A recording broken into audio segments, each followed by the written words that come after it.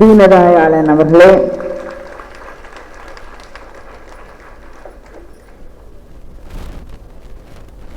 அரசியலிலே இருக்கக்கூடிய பெண்கள் ஒவ்வொரு நாளும் சந்திக்கக்கூடிய தடைகள், போராட்டங்கள் என்ன என்பதை இங்கே இருக்கக்கூடிய அத்தனை பெண்களும் உணர்ந்திருப்பார்கள். அப்படி அரசியலிலே இருக்கக்கூடிய பெண்கள் ஒருவரை தாய் வீடு என்று சொல்லக்கூடிய அளவிற்கு அன்போடும் உரிமையோடும் அழைக்கிறார்கள் என்றால் அந்த பெருமைக்குரிய அமைச்சர், மாவட்ட கழகத்தின் செயலாளர், மரியாதைக்கும் அன்பிற்கும் உரிய சேகர்பாபு அவர்களே, திடீர்னு பிரசன்னா இவ்வளவு சின்ன பொண்ணை பார்த்து தாய் அப்படின்னு சொன்னோன்னு எனக்கு அது ஒரு அதிர்வை ஏற்படுத்தியது. ஆனால் மாநகர தந்தை என்று சொல்லும்போது மாநகர தாய் என்று சொல்லுவதில் தவறு ஏதும் இல்லை. மரியாதைக்கும் மதிப்பிற்கும் உரிய பிரியா ராஜன் அவர்களே, கழகத்தின் துணை அமைப்பு செயலாளர் தாயகம் கவி அவர்களே, ரவிச்சந்திரன் அவர்களே, மிக அழகாக உரையாற்றி அமர்ந்திருக்கக்கூடிய தமிழன் பிரசன்னா அவர்களே, அவைத்தலைவர் ஏகப்பன் அவர்களே, சுதாகர் அவர்களே, வேலு அவர்களே, KSN நாதன் அவர்களே, புனிதவதி எத்தராஜன் அவர்களே, ராஜேஸ்வரி ஸ்ரீதர் அவர்களே, ஸ்ரீராமுலு அவர்களே, சரிதா மகேஷ்குமார் அவர்களே, டாக்டர் சாந்தகுமாரி அவர்களே, சாவித்ரி வீரராகவன் அவர்களே, நாகவல்லி அவர்களே, சுந்தர்ராஜன் அவர்களே, அன்னபூரணி அவர்களே, வள்ளி அவர்களே, ஸ்னேகா, தேவ கிருபை அவர்களே, கிருஷ்ணவேணி, விஜயலட்சுமி, சூர்யா, ரகு, அமுல் பாண்டியன், ஜான்சி ராணி, சகினா பேகம், ஜெயசூர்யா, விஜயலட்சுமி, இலக்கியா, ஏழில் அவர்களே,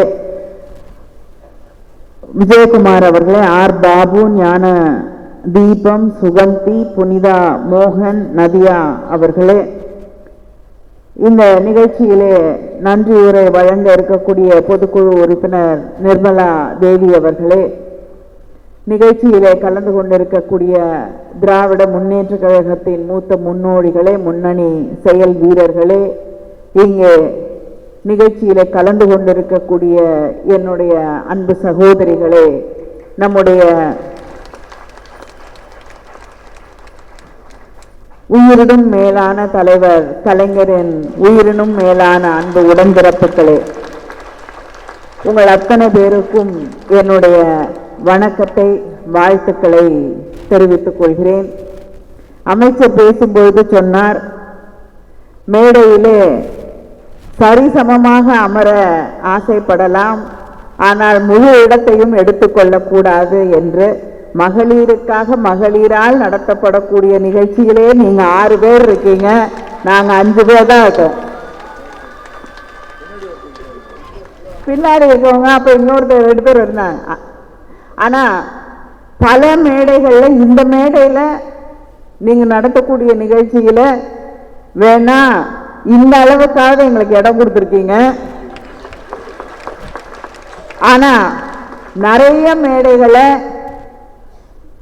ஆண்கள் மட்டுமே இருக்கக்கூடிய மேடைகளை நாங்கள் நிறைய பார்த்திருக்கிறோம். அது மாற வேண்டும் என்பதற்காகத்தான் போராடி கொண்டிருக்கிறோம். மேடையில ஒரு பெண் கூட இல்லாத மேடை, எத்தனையோ இடங்கள்ல பெண்களுக்கு வாய்ப்பே இல்லாத நிலை, இதெல்லாம் நீங்களும் பார்த்திருக்கீங்க, நாங்களும் பார்த்துக்கிட்டு இருக்கோம். அது மாற வேண்டும். ஏன்னா நம்ம நிக்கிற இடம் எது அப்படின்னு நம்ம அத்தனை பேருக்கும் தெரியும்.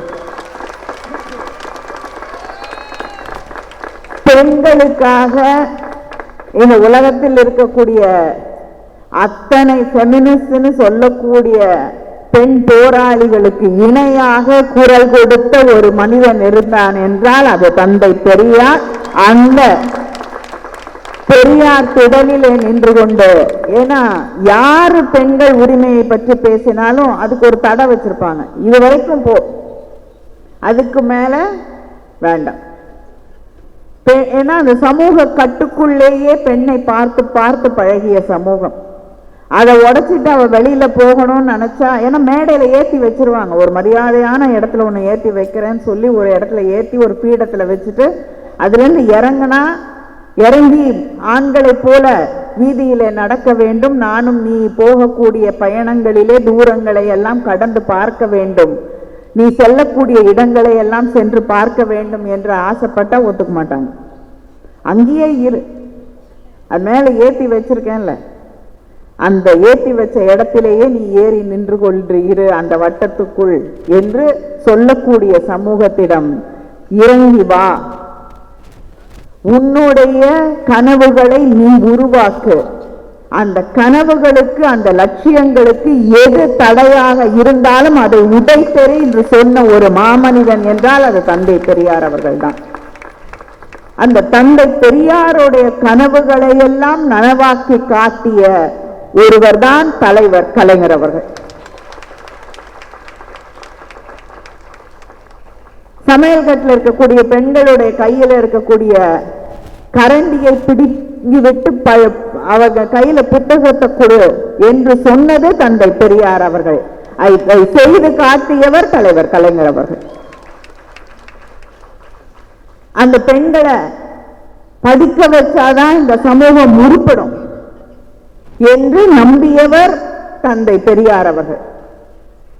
அவருடைய ஒவ்வொரு கனவையும் நிஜமாக்கி காட்டியவர் தலைவர் கலைஞர் அவர்கள். தலைவர் கலைஞர் அவர்கள் தன்னுடைய காலத்தை கடந்து சிந்திக்க தெரிந்த ஒரு தலைவர். அப்படிப்பட்ட தலைவர்கள் இந்த உலகத்தில் விரல் விட்டு எண்ணி விடலாம். தான் வாழும் காலகட்டத்தை தாண்டி தந்தை பெரியார் அவர்கள் அரசியலுக்குள் அடியெடுத்து வைக்கவில்லை. அவர் எல்லாத்தையும் தாண்டி சிந்திக்க தெரிந்த ஒரு தலைவர். ஆனால் சமூக போராளி. அரசியலுக்குள் வந்தால் அந்த அரசியலுக்காக நான் சொல்லக்கூடிய விஷயங்களை கொஞ்சம் மெதுவா சொல்ல வேண்டிய அவசியம் வந்துடும்.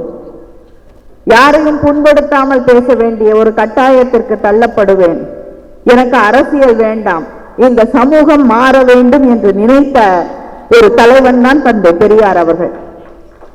ஆனால் இந்த சமூகத்தை மாற்ற வேண்டும் என்றால் நமக்கு கையிலே அரசியல் தேவை என்று அறிஞர் அண்ணா அவர்கள் சிந்தித்தார்கள். அவர் வழியிலே வந்த தலைவர் கலைஞர் அவர்கள் சிந்தித்தார்கள். அதனாலதான் நம்முடைய சுயமரியாதை திருமணத்தை தந்தை பெரியார் அவர்கள் சட்டமாக்க முடியவில்லை. ஆனால் அதை சட்டமாக ஆக்க வேண்டும் என்று நினைத்த போது அது திமுக ஆட்சி கட்டிலே ஏறிய பிறகுதான் அதை சட்டமாக்க முடிந்தது. ஏன்னா அந்த சிந்தனை மரபிலே வந்த ஒரு இயக்கம் அங்கே ஆட்சி கட்டிலே ஏறும் பொழுதுதான் அதை நாம் நிஜமாக்க முடியும், அதை சட்ட வடிவத்திலே கொண்டு வர முடிகிறது. இல்லைன்னா போராடிக்கிட்டு நிற்க வேண்டிய இன்னொருத்தரை போய் கேட்கணும், இன்னொருத்தர்கிட்ட போராடணும்.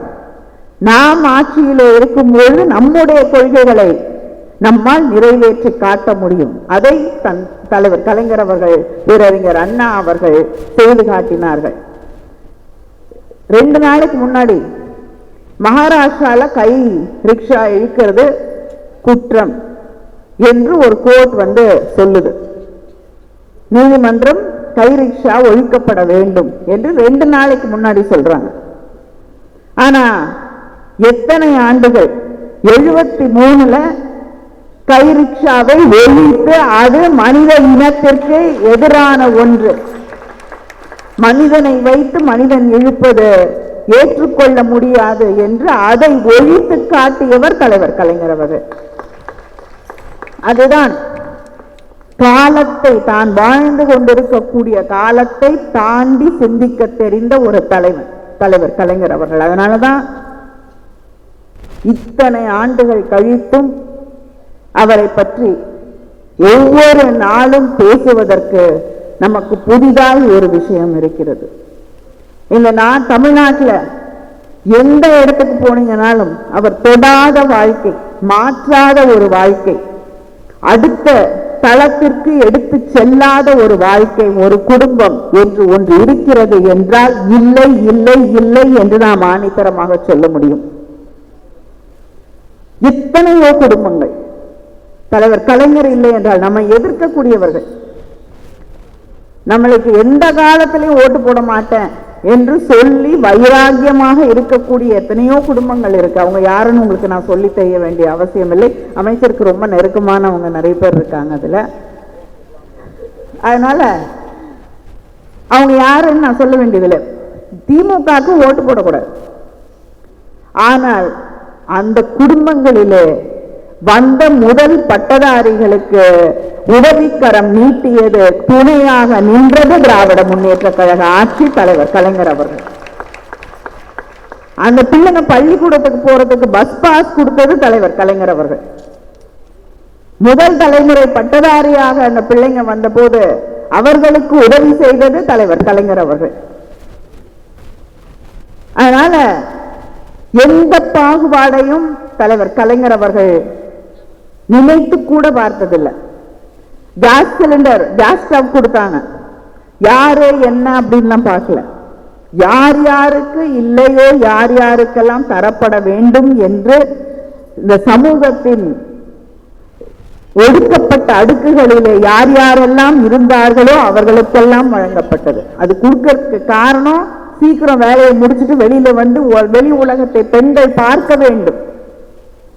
அது பிற்படுத்தப்பட்ட சமூகங்கள்ல இருக்கக்கூடிய, ஒடுக்கப்பட்ட சமூகங்கள்ல இருக்கக்கூடிய பெண்களுக்கு மட்டுமான திட்டம் இல்லை, எல்லாருக்குமான திட்டம். அதே போல பெண்கள் படிக்க வேண்டும். 10வது வரை படித்தால் திருமண உதவி தொகை, எல்லா பெண்களும் அதில் பயன்பட்டார்கள். இன்று நம்முடைய முதலமைச்சர் அவர்கள் புதுமை பெண் திட்டம்,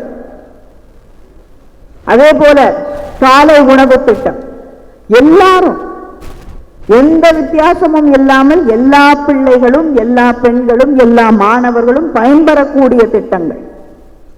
உரிமை தொகை கொடுக்கிறோம். யாருக்கெல்லாம் கொடுக்கணும், கொடுக்க கூடாதுன்னு எந்த வித்தியாசமும் இல்லை. ஒரு பொருளாதாரத்திலே பின்தங்கி இருக்கக்கூடிய ஒரு குடும்பத்திலே பிறந்திருக்கக்கூடிய பெண்ணுக்கு நீங்க எந்த ஜாதி மதம் எதை சேர்ந்தவராக இருந்தாலும் அவர்களுக்கு அந்த 1000 ரூபாய் கொண்டு கொடுக்கப்படுகிறது. அதுதான் உரிமை தொகை. அதனால நம்முடைய இயக்கம்தான் எந்த ஒரு வித்தியாசமும் இல்லாமல் தொடர்ந்து யாரை ஒடுக்கப்படுகிறார்களோ, யாரை சமூகத்திலிருந்து ஒடுக்கி வைக்கிறாங்களோ அவங்களுக்கு கை கொடுக்கணும் அப்படிங்கிறது தான் நம்முடைய அடிப்படை கொள்கை. அதுக்காக நம்மை ஒடுக்கியவர்கள் மீது அவர்களை ஒழித்து கட்ட வேண்டும் என்று என்றைக்கும் திராவிட முன்னேற்ற கழகம் நினைத்தது கிடையாது. அவங்களுக்காகவும் பேசக்கூடிய இயக்கம். உங்களுக்காக பேசுறோம் சொல்ற யாரும் பேசுறதில்லை. நாங்க மட்டும்தான் உங்களுக்காகவும் சேர்த்து பேசக்கூடிய உண்மையான மனிதர்களுக்கான, தமிழர்களுக்கான இயக்கம் என்பதை நாம் அவர்கள் புரிந்து கொள்ள வேண்டும். இப்படி தன்னுடைய வாழ்நாள் முழுவதும் தலைவர் கலைஞர் அவர்களுடைய வாழ்க்கை பல முறை சொல்லி இருக்கிறார். நான் ஒரு 24 மணி நேரம் சேர்த்து மகிழ்ச்சியாக இருந்ததில்லை. ஏதாவது ஒரு பிரச்சனை, ஏதாவது ஒரு போராட்டம். பலமுறை மேடையிலே பேசும்போது சொல்லி இருக்கிறார்கள், எத்தனையோ போராட்டங்களை, நெருப்பாற்றை நீந்தி இருக்கிறேன் என்று. தாண்டி வராத மேடையில பேசினதுக்காக அடிச்சு சாக்கடையில தூக்கி போட்டாங்க. தந்தை பெரியார் அவர்கள் தான் தூக்கி கொண்டு போய் மருத்துவம் செய்தார்கள். எத்தனையோ முறை சிறைக்கு அனுப்பப்பட்டார்கள். ஒவ்வொரு முறையும் ஆட்சியிலே இருக்கும் பொழுது ஆட்சி பறிக்கப்பட்டது. எத்தனையோ போராட்டங்கள், எத்தனையோ சோதனைகள், எத்தனையோ பழிச்சொல்கள். இது அத்தனை போராட்டங்களையும் தாண்டி வெற்றி பெற்று எதுவும் என்னை தடுத்து நிறுத்த முடியாது, தமிழனுக்காக போராடுவேன், தமிழனோடு நிற்பேன் என்று சொன்ன தலைவர் தான் தலைவர் கலைஞர் அவர்கள். அந்த மனிதனின் போராட்டம் அவருடைய இறுதி ஊர்வலம் வரை நீடித்தது.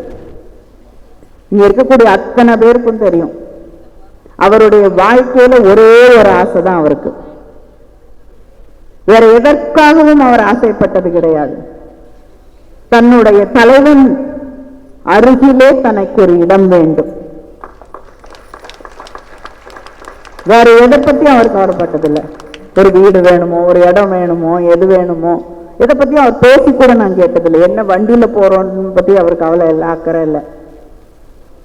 என்ன வாட்ச் கட்டிருக்கோம், என்ன சட்டை போட்டிருக்கோம், என்ன சாப்பிட போறோம், எதை என்ன இருந்தாலும் கவலை இல்லை. ஆனால் இரவலாக உன்னுடைய இதயத்தை தான் நான் வரும்போது திருப்பிக் கொண்டு வந்து தருகிறேன் என்று சொன்ன அந்த தலைவன் அருகிலே இடம் வேண்டும் என்று கேட்டார். அதை கூட மறுத்தவர் தான் எடப்பாடி பழனிசாமி என்பதை நாம் நினைவிலே வைத்துக் கொள்ள வேண்டும்.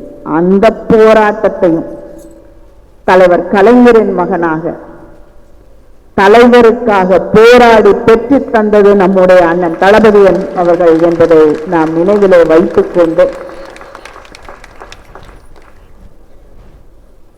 அந்த போராளியின் நினைவு நாளிலே நடக்கக்கூடிய இந்த நிகழ்ச்சியிலே அந்த தலைவனுக்கு மறுக்கப்பட்ட ஒரு இடத்தை கூட மறுத்த ஒருவன் இந்த பகுதியை சுற்றி சுற்றி சுற்றி வந்து மக்களிடம் வாக்கு கேட்டுக் கொண்டிருக்கிறார் என்பதை நினைவிலே வைத்துக் கொண்டு அந்த உத்வேகத்தோடு, அந்த கோபத்தோடு, அந்த போராளியின் போர்க்குணத்தோடு வரக்கூடிய தேர்தலை சந்திப்போம், வெற்றி பெறுவோம். நன்றி, வணக்கம்.